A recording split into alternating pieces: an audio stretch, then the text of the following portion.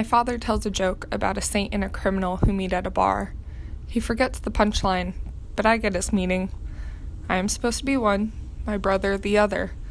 Until yesterday, I might have known which one I am, but now I could be either.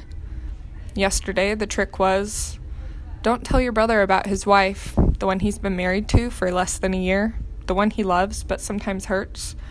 Do not tell your brother that she is pregnant with some other man's child, that you have seen her yourself at the mall, and she is already doing the kind of walk that is more like a waddle. My father is certain this information can do no good. Not when my brother is finally eating again. Not when he has finally been matriculated back into the general population. He is right, my father. I know this.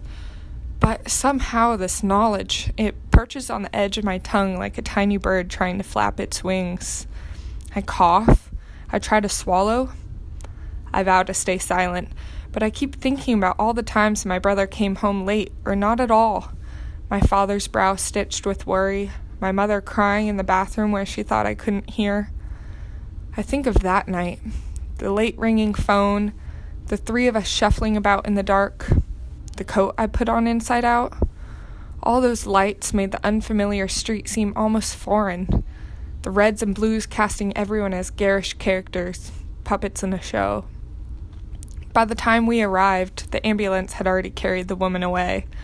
We surveyed the damage, my father running his hands through his hair, my mother shredding a Kleenex into shaggy bits that rested on the grass at her feet. Before us, my brother's squatty Chrysler sat in the middle of someone else's living room, the hole in the exterior wall like a mouth full of jagged teeth. The television, upside down in the fireplace, spun gray static from its screen. I wanted to know.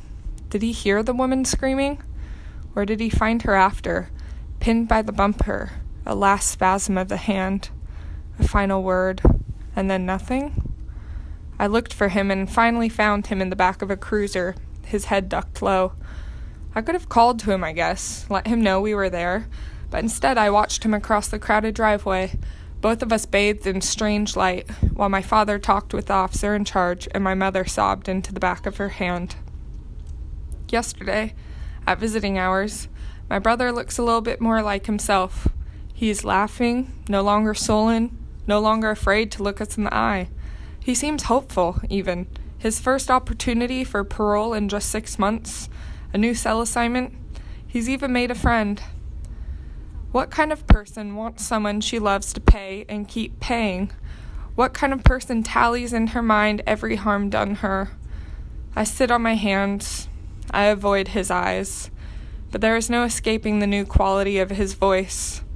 If I didn't know better, I would think he was the same man, the same as before the accident, the same brother I have always known.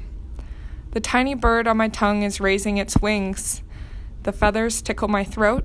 I cough. I open my mouth.